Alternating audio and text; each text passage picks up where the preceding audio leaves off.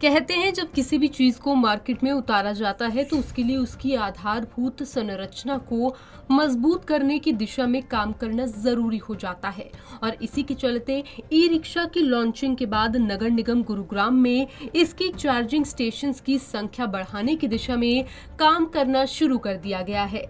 दरअसल पिछले महीने में फरीदाबाद से जहां इलेक्ट्रिक बस की शुरुआत की गई, वहीं मुख्यमंत्री मनोहर लाल ने गुरुग्राम के सेक्टर 42 से ई रिक्शा ऑटो रिक्शा की शुरुआत की। इसका मकसद दिल्ली एनसीआर में लगातार बढ़ते प्रदूषण के स्तर को कम करना है। म्युनिसिपल कॉरपोरेशन गुरुग्राम द्वारा जो एक स्टार्ट की गई है, उसका जो मेन है कि जो हमारे यहाँ डीजल ऑपरेटेड जो ऑटोज़ हैं, जो पुराने हो चुके हैं, जिनकी वजह से पोल्यूशन ज़्यादा है, उनको हम फर्स्ट फेज में रिप्लेस करने का है, कन्वर्जन का है। उस कन्वर्जन के लिए सब्सिडी का पार्ट है, 30,000 रुपये सब्सिडी तो म्युनिसिपल कॉर्पोरेशन की ओर से है। बाकी जो रिमेनिंग पार्ट है वो फेम इंडिया 2 की जो स्कीम है मिनिस्ट्री ऑफ हेवी इंडस्ट्रीज के तहत, वहाँ से भी उनको काफ़ी सब्सिडाइज होगी। पुराना व्हीकल होगा उसको स्क्रैप आउट किया जाएगा पॉलिसी के तहत। जो स्क्रैप वैल्यू है वो जो ऑटो का ओनर है उसी के पास जाएगी। तो मिला के टोटल 70-75 हज़ार के करीब उसको ये बचता है। बाकी बैंकिंग इंस्टीट्यूशन से, फाइनेंशियल इंस्टीट्यूशन से जो लोग लोन लेना चाहेंगे उनको हम फैसिलिटेट करेंगे। इनिशियल फेज़ में जैसे मैंने बताया कि 2000 ऑटोज़ कन्वर्जन का है और एक बार ये मूवमेंट स्टार्ट होगा तो फिर हम जितने भी ऑटो हैं जो डीजल ऑपरेटेड हैं उनको फेज आउट करेंगे, ताकि इनकी वजह से जो पोल्यूशन है जो उसको हम दूर कर सकें। कब तक का टाइम फिक्स किया गया है सर डीजल ऑटो को हटाने का? हटाने की बात नहीं मैं कर रहा, कन्वर्जन की बात है। जी जी जी। उसी दिशा में हमने आज ये चार्जिंग स्टेशन स्टार्ट किया है। म्युनिसिपल कॉर्पोरेशन इसमें फैसिलिटेट करेगी कि चार्जिंग स्टेशन हम कुछ लगा के दें। एक तो इससे अवेयरनेस तो आती है, दूसरे लोगों को फैसिलिटीज़ भी मिलती है।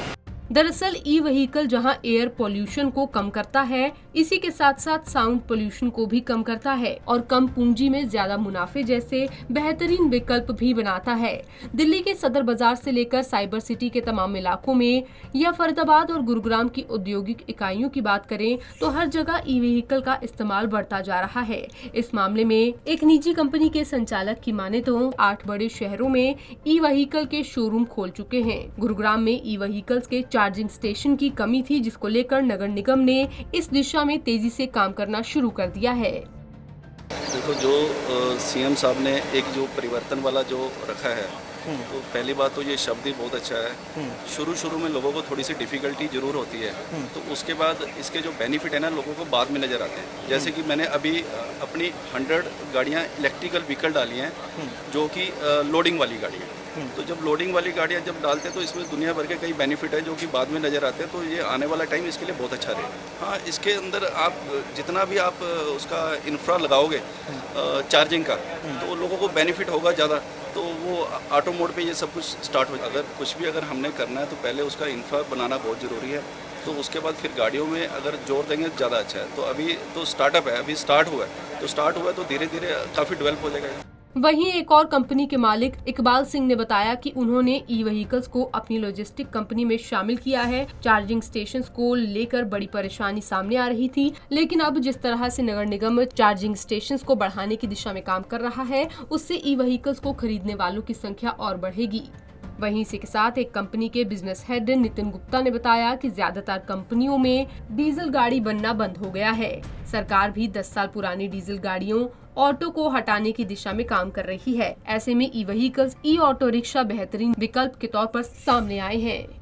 बहुत ही ज़बरदस्त है और इलेक्ट्रिक का फ्यूचर है हर तरफ से, तो उसको इनिशिएट करने के लिए जो स्टेप उठाए गए हैं गवर्नमेंट की तरफ से, आने वाले दिनों में बहुत अच्छे लाभकारी होंगे। ये जो कन्वर्ट होंगे लोग इलेक्ट्रिक ऑटो में, उनके लिए भी फ़ायदेमंद है इन टर्म्स ऑफ उनके जो खर्चे होते हैं वो, और पॉल्यूशन को देखते हुए बेसिकली जो है अलाउ करने का सिर्फ यही है कि जो जैसा कि अभी कमिश्नर साहब ने बोला कि जो डीजल ऑटोज हैं मोर देन 10 ईयर्स जिनको हो गया है, पॉल्यूशन ज़्यादा कर रहे हैं, तो उनको जो स्क्रैप वैल्यू मिल रही है, जो सब्सिडी स्टेट गवर्नमेंट की मिल रही है, वो बेनिफिट उनके लिए है और इलेक्ट्रिक में कन्वर्ट करेंगे। डीजल ऑटो छोड़ के हम इस तरफ सर इलेक्ट्रिक का जो मैं बताऊँ, वो जो पैसेंजर है वो 39 पैसा पर किलोमीटर का है, जो उसको यूज़र को कॉस्ट पड़ेगा। अच्छा। ठीक है सर। 39 पैसा। Thank you. कॉस्टिंग जो है इसकी, वो जो पैसेंजर की है वो 3,13,000 है। आपको बता दें, बढ़ते प्रदूषण को रोकने के मकसद से ई व्हीकल के इंफ्रास्ट्रक्चर को और मजबूत किया जा रहा है। देखिए जी, हमारी company ginkgo India's one of the largest, हमारी सबसे बड़ी कंपनी है इंडिया में जो इलेक्ट्रिक 3 व्हीलर्स चला रही है, और हम इस मुहिम में 8 सिटीज़ में अवेलेबल हैं। हम बड़ी बड़ी कंपनीज़ के साथ भी टाई अप है हमारा। तो हमने सर नगर निगम से यही आयोग किया है। तो अभी पहले हमें 3 साइट्स अलाउ करी गई हैं। तो पहली साइट पे यहाँ सेक्टर 42 में हम लोगों ने अपना चार्जिंग स्टेशन नगर निगम को दिया है और यहाँ पे पूरा इंस्टॉलेशन कराया है। अब उसके बाद हमारा है प्रोविजन सेक्टर 27 फायर स्टेशन पर, और फिर सेक्टर 34 MCG के नगर निगम के दूसरे ऑफिस। लगातार कदम उठा रहा है। अगले कुछ महीनों में 300 से ज्यादा चार्जिंग स्टेशन बनाए जाने की दिशा में काम किया जा रहा है और जल्द ही ई रिक्शा के लिए अलग से स्टैंड भी बनाए जाएंगे। पंजाब केसरी टीवी के लिए गुरुग्राम से नीरज वशिष्ठ की रिपोर्ट।